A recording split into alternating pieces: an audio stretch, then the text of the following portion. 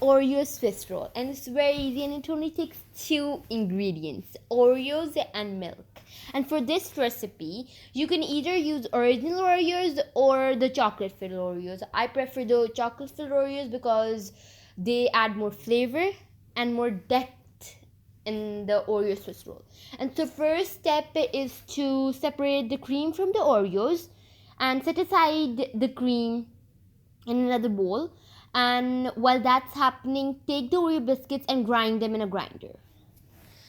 After the grind, add about 2 tablespoons of milk to the fine powder of the Oreo biscuits. While adding the 2 tablespoons of milk, after that you have to make it into a dough form. If it requires more milk, you can add more milk according to the dough, and it should feel smooth. You can either add more milk or less milk. It depends on the amount of Oreo, but I prefer following the recipe. So after the dough has been made, we're going to switch over to the cream and make it fully until it's a thick paste. So the Oreo dough is ready. I'm going to keep it aside. Now, taking the cream into ice view, mix it gently, and you can feel its smooth texture. Now you are going to be adding like about 2 teaspoons of milk into the cream.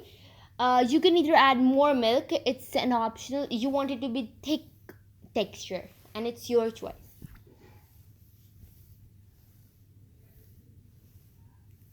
Once the cream has been made, we're gonna take either a Ziploc bag or a baking paper.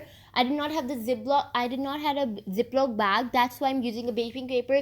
Just put the dough on the baking paper and flip another sheet on top of it. Just like I'm going to do. Just follow it, or either you can have a Ziploc bag beside them to fold the dough into.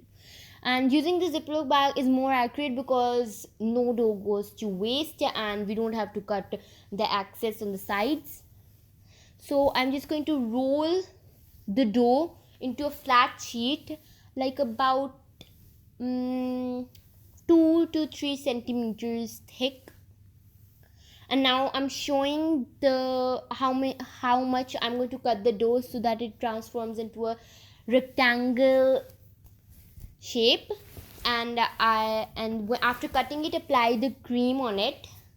On top of it, you're going to, after applying the cream, just spread it equally and carefully over the sheet of dough. Make sure there are no lumps on the dough and everything is smooth.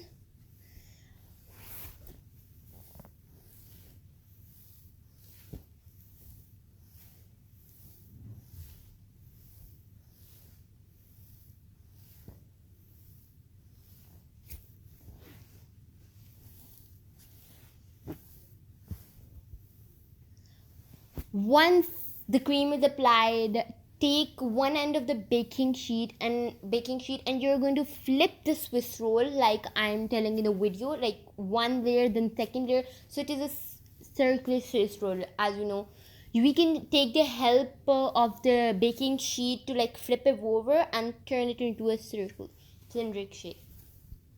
And once this is done, just wrap it up and you can place the Swiss roll in the freezer. And the reason why I'm having 2 Swiss rolls is because I use the excess to make another Swiss roll with the leftover cream too.